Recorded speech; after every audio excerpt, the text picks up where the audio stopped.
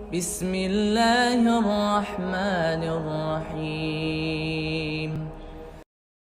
نبی صلی اللہ علیہ وسلم نے ایسی غذائیں استعمال کی ہیں کہ ان کو کھا کے موٹاپا نہیں آتا۔ وہ الگ بات ہے، وہ عرب میں تھی وہی، لیکن اللہ ایسی چیز پیدا ہی نہیں کرتا پیغمبروں کے لیے نا کہ وہ کھائیں اور ہمارے لیے وہ ایک نمونہ بن جائے۔ اگر نبی صلی اللہ علیہ وسلم کے پاس چاول ہوتے اور آپ کھا رہے ہوتے تو ہم کہتے ہفتے میں 6 دفعہ چاول کھانا سنت ہے، تو اللہ نے کھانے نہیں دی ایسی چیزیں۔ دودھ میں بھینس کا دودھ بھی اچھا ہوتا ہے، گائے کا دودھ بھی اچھا ہوتا ہے، بکری کا ہٹو بچو ہوتا ہے، اونٹنی کا ہٹو بچو اچھا ہوتا ہے۔ ہمارے نبی نے سب سے زیادہ اونٹنی کا اور بکری کا دودھ پیا ہے۔ آپ ریسرچ کر کے دیکھ لو، اس میں فیٹ کم ہوتا ہے، موٹاپا نہیں آتا۔ موٹاپا پیدا کرنے والی چیزیں ہمارے پیغمبر نے اور صحابہ نے کھائی نہیں ہے۔ اونٹنی کا دودھ اور بکری کا دودھ، یہ چیزیں یہ موٹاپا نہیں پیدا، اس میں فیٹ نہیں ہوتا اونٹنی کے دودھ میں، اور جگر کے لیے بہت اچھا ہوتا ہے۔ پھر جو کھائیے، گندم بہت کم کھائیے۔ تو کھجور تو مستقل آپ کھجوریں کھاتے رہیں، عادت ڈالیں، آپ دیکھو آپ کے چہرہ پہ ایسی فریشنس آ جائے گی نا، کیونکہ آپ صلی اللہ علیہ وسلم نے فرمایا افطار کس سے کرو؟ کھجور سے۔ اس کو آپ نے طیب فرمایا، ایسی پاکیزہ چیز ہے، کیونکہ جب خالی پیٹ ہے نا تو جو کھاؤ گے ٹھا کر کے لگے گا جسم کو۔ تو ایسے موقع پہ گٹکا بھی کھا سکتے ہو، اس وقت جو گٹکے کا اثر ہوگا وہ بھرے ہوئے پیٹ نہیں ہوگا۔ چرس بھی پی سکتے ہو، سگریٹ بھی پی سکتے ہو، ہیروئن بھی کھا سکتے ہو، پی سکتے ہو، اور بریانی بھی پھوڑ سکتے ہو، کچھ بھی کھا سکتے ہو، لیکن آپ نے فرمایا کہ ایسے موقع پہ کیا کھانا ہے؟ کھجور۔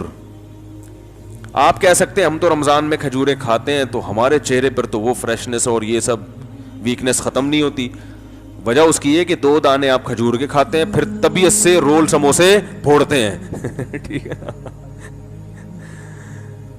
تو بھائی کھجور کا مطلب پتا ہے، پھر کھجور ہی کھاؤ، پیٹ بھرو کھجور سے، اور یہ دماغ میں سے نکال دیں کہ کھجور کھائیں گے تو پھر فلاں چیز کی کمی کیسے پوری ہوگی۔ وہ سب کچھ اللہ نے اس میں، صرف کھجور ہی کھا لینا آپ، سب کچھ ہو جائے گا۔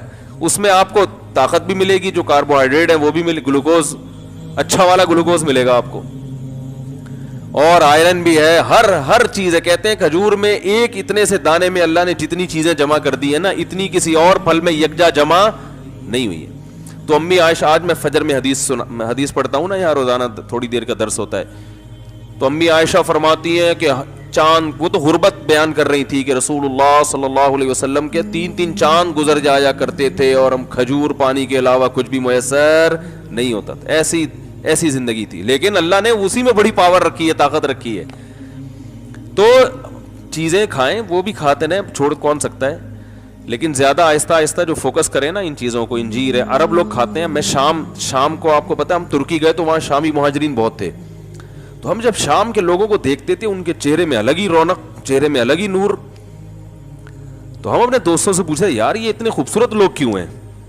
انہوں نے کہا یہ صدیوں سے انجیر، زیتون، کھجور، یہ 3 چیزیں کھاتے آ رہے ہیں، ان کا ناشتہ اس کے بغیر نہیں ہوتا۔ اور ہم لوگ کیا کھاتے آ رہے ہیں؟ صدیوں سے پراٹھے پھوڑتے آ رہے ہیں، جیم کے ساتھ مکھن بھی ہمارا پتہ نہیں کون سا والا مکھن ہوتا ہے بھائی، جس نے جو لا کے مکھن کے نام پہ پکڑا دیا وہ کھانا شروع کر دیا ہم نے۔ تو خیر یہ میرا موضوع نہیں ہے، پھر بات ادھر کو چلی جاتی ہے۔ تو نبی صلی اللہ علیہ وسلم نے ارشاد فرمایا، تو اسلام اندر کی طہارت کا بھی قائل ہے۔ دیکھو قرآن نے قسم اٹھائی، والتین والزیتون، قسم ہے انجیر کی، قسم ہے زیتون کی، وہذا البلد الامین، اور اس مکہ والے شہر کی بھی قسم ہے، لقد خلقنا الانسان فی احسن تقویم، انسان کو ہم نے بہت خوبصورت تقویم میں، یعنی سب سے خوبصورت ہم نے انسان کو پیدا کیا ہے۔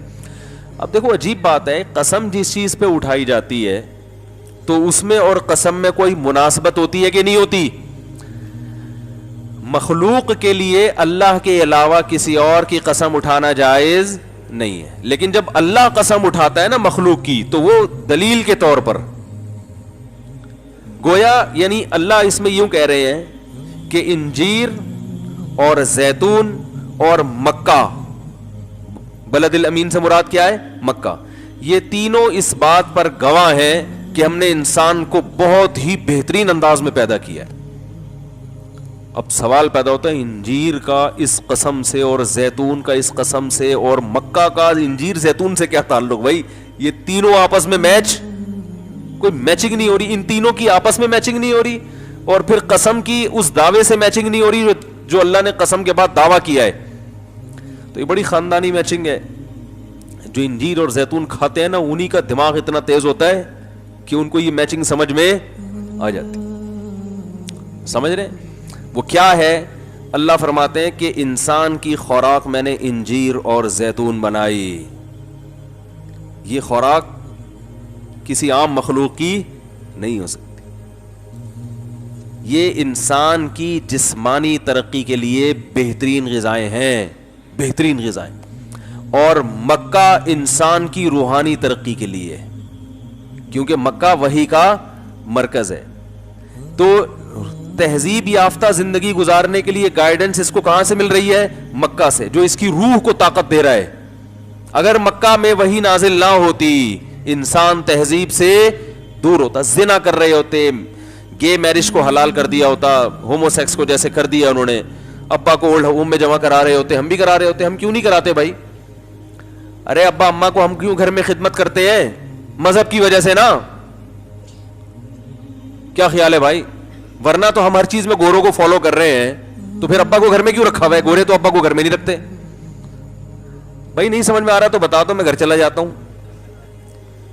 کامن سینس کی بات ہے نا، ہر چیز میں گورا گورا گورا گورا. ایک آدمی نے مجھے اتنا دماغ کھایا، میں نے کہا یار آپ گوروں کے بارے میں یہ کہہ رہے ہو، وہ یوں وہ یوں، کوئی تعریف بھی تو ہوگی. میں نے کہا سب سے بڑی تو بھائی گورے ہیں بھائی وہ.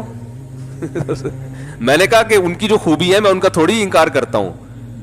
کہنے مثلاً میں نے کہا سب سے پہلی خوبی تو یہ گورے ہیں، ہم اس جیسے گورے نہیں ہم لوگ. تو اور خوبیاں بھی ہیں، میں خوبیوں کا منکر نہیں ہوں بھائی، لیکن میں یہ کہہ رہا ہوں کہ ہم تو چاہے خوبیاں ہو خامیاں ہو ہر چیز میں ان کو فالو کر رہے ہیں نا. گورے ہونے کے علاوہ بھی خوبی ہے، یہ نہیں کہ صرف گورے ہی ہونا ہے، اس کے علاوہ بھی کچھ خوبیاں ہیں ان کے اندر. دو نمبریاں نہیں ہے، منافقت نہیں ہے، یہ سب چیزیں نہیں ہیں وہاں پہ. تو اب کیا ہے کہ ہر چیز میں ان کو فالو کر رہے ہیں. تو اس اصول کے تحت تو ہمیں اپنے ابا اماں کو کہاں جمع کرا دینا چاہیے تھا، لیکن نہیں جمع کراتے. بھائی مذہب ہے یار، اللہ اس کے رسول کا حکم ہے، تو عذاب آئے گا. تو یہ جو تہذیب والی تعلیم جو روح کو طاقت دینے کے لیے ضروری ہے، یہ مکہ ہے. اس وجہ سے یہ سب چیزیں ہمیں ملی ہیں، کیونکہ وہی نازل ہونا کہاں سے شروع ہوئی؟ مکہ سے. تو مکہ مرکز ہے جس سے انسان کو گائیڈنس ملی، روحانی زندگی، روحانی طاقت ملی. اور اللہ فرماتے ہیں تمہاری جسمانی طاقت کے لیے کیا رکھا ہے میں نے؟ انجیر اور زیتون. اس سے پتہ چلتا ہے کہ انسان عام مخلوق سے ہٹ کر ہے، اس کی روحانی ترقی کی بھی انتظام ہم نے کیا ہے.